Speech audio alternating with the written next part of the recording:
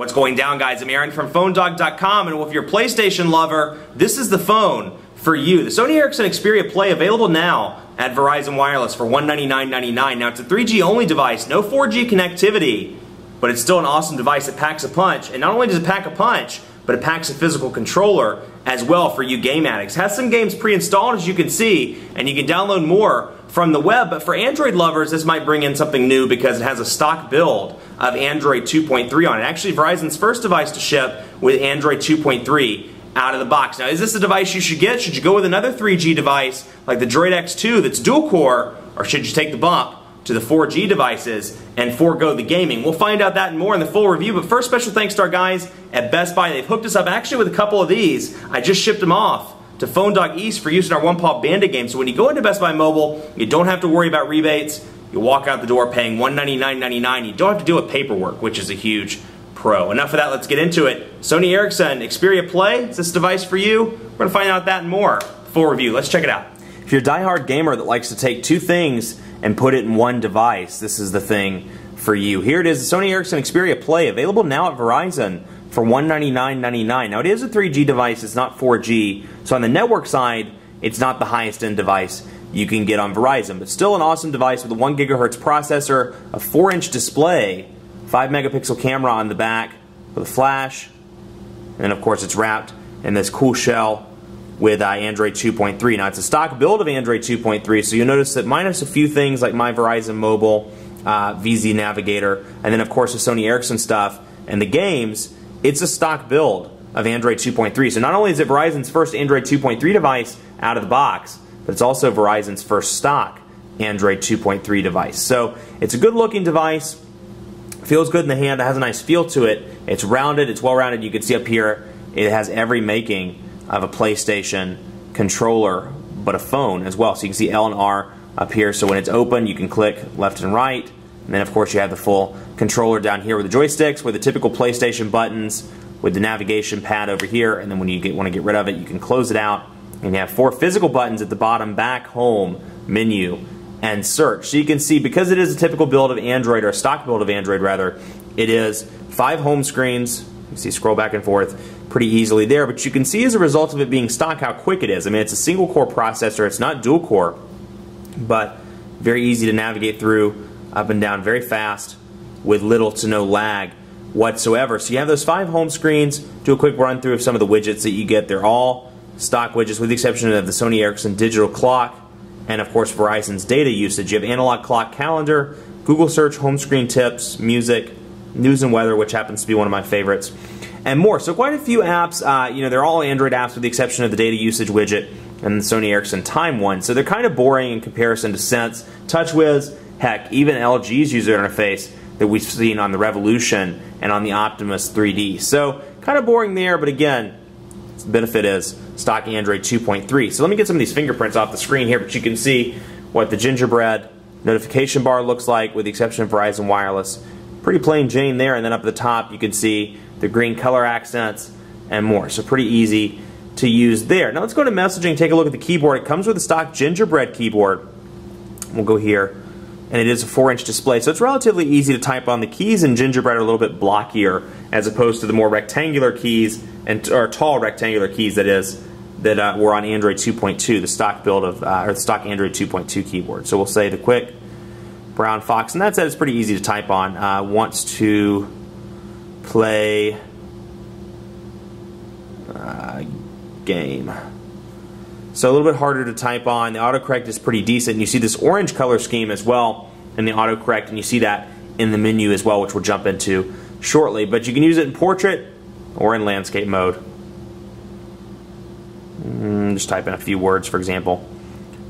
And it doesn't want to autocorrect those properly, but you get the idea with messaging, portrait and landscape. Now, I mentioned the orange. What I wanted to show you is when you go up and down in settings, you can see the orange color scheme that appears at the top and the bottom to let you know that you're at the top of the menu. So a little bit different there as opposed to Android 2.2 and some of the past builds of Android as well. Otherwise, like I said, pretty stock build of Android 2.3. You have VCast apps, you have your games, Asphalt 6, Bruce Lee, Crash Bandicoot, Madden NFL 2011, Verizon's backup assistant, and then you have Star Battalion, Tetris, The Sims 3, visual voicemail, which is an additional $2.99 from Verizon, and then VZ Navigator and Sony Ericsson's Xperia Play software, where you can jump on there, you can find additional games and download. Now, I believe 60 games was the number that was supposed to come at launch with the Sony Ericsson Xperia Play. Now, obviously, those 60 aren't on the device, but you can download a bunch of additional ones from the Xperia Play marketplace. Now, when we go in here, you can see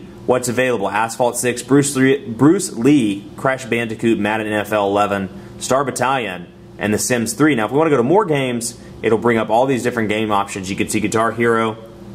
Let's see here. Assassin's Creed HD, just to name a few. Let's Golf 2, which comes on every Verizon device known to man.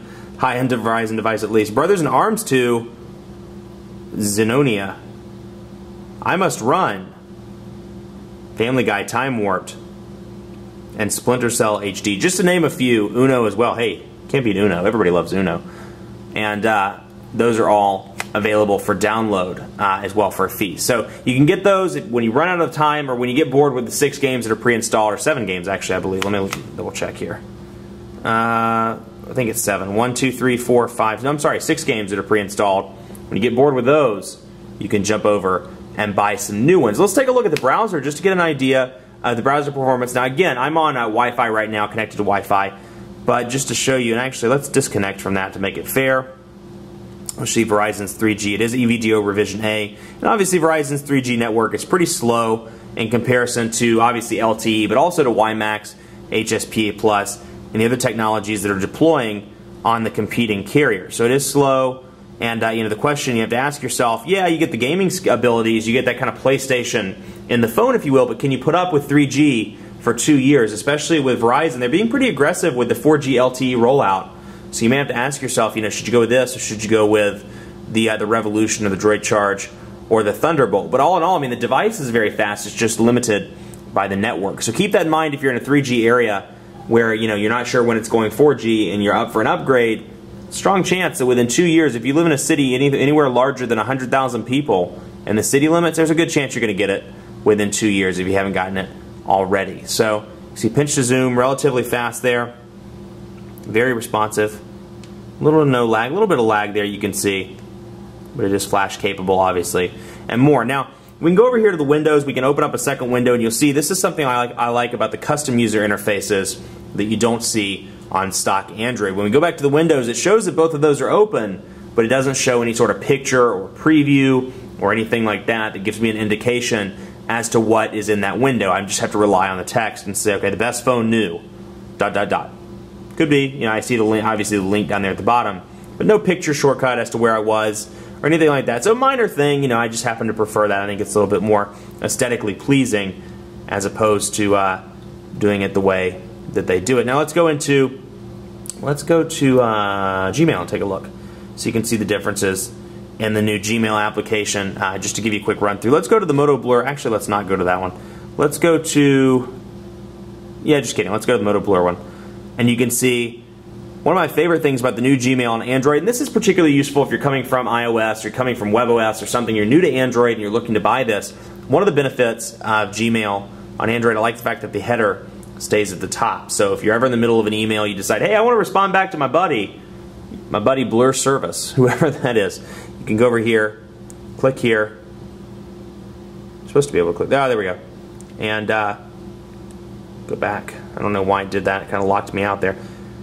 And then I can hit reply, reply all, or forward. So nice to have that anywhere in the email, so you don't have to go back up to the top. And of course, you have your typical stuff down here. Archive, delete. You can move back and forth through the various emails with the click of a button. So pretty easy there. And then the marketplace, of course, has been updated. Just to give you a quick run through of that. This is, and if you have any Android device, a recent Android device, this is what it looks like. And I may have to, since I reset the device, I may have to go back out and come back into it. Nope, it loaded up the new one right away. So you can see in Verizon, you have this Verizon shortcut over here, apps and games, and then you have this carousel of popular Android apps up here at the top that you can scroll through with your featured apps down here at the bottom. So let's go into apps, for example. Not eBuddy. Apps, all applications, and let's just go find a top free one. And let's go to top. I don't know why it seems like the seems like it's a little bit off there, kilter. Let's see. Google Maps, for example, is free. We can update that, but just to give you an idea, it's under travel and local. You can see the description, you can see the screenshots, the reviews, and related and developer info and market content. So you get all this all on the screen, pretty easy to access. Then you can use it in landscape mode, and it really just looks classy in landscape mode as well. I like how the green stays put with the picture, with the little thumbnail image and the update and the stars and the title. And you can scroll this up and down. Big benefit there. And I guess I opened up, I have some updates. I can go in, and this is a big benefit, you know, since iOS 5 just launched, and it seems to be the iOS versus Android. I mean, it's never fully gone, but it seems like the battle has reignited again, as it always does when a new software build of either one comes out. One of the benefits of Android, automatic app updating. So I can go in here, I can click automatic, you know, for YouTube, for example, go in here and click allow automatic app updating, which is already in there.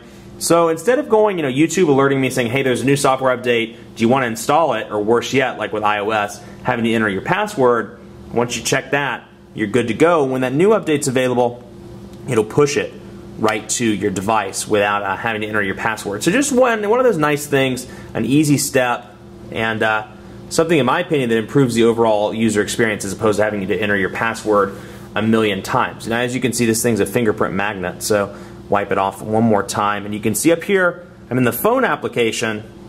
Go down here, and you can see it has the typical 2.3 phone app here. No changes, no customizations, nothing as a result of a user interface. This is what plain Jane Android 2.3 looks like. Now you can see the little lines below the numbers that are kind of distinguishing them from each other, and you can see that they're island spaced and they light up when you click on them. So it's nice, again, green and orange color scheme really looks good on Android 2.3. And you can see call log, and go over to contacts and look up Billy Bob, for example, and it's the typical Android 2.3 look here where you can call, you can message, and then you can add additional information, company information, and more. So we'll just go in here and edit and take a look at that Billy Bob. I can add a picture if I want to, email, postal address, organization, and I can add more. If I wanted to add Billy Bob's birthday, well, I can go down here, and apparently I don't have the ability to add his birthday. Just kidding. Do not have the ability to add his birthday in this build. I could have sworn that I did, but not seeing it down here. Then I can add a website if I want to, and more. So quite a few options. Not fully as diverse as I would like it to be in terms of the ability to add birthdays and notes and things like that. Not really. So what notes are there, but birthday and more. Postal address, organization are all there. So for most stuff, you're going to have no problem, but for those little obscure things like department, sub-department, or subdivision, anything like that, you're going to have to put it in another field within the contacts list.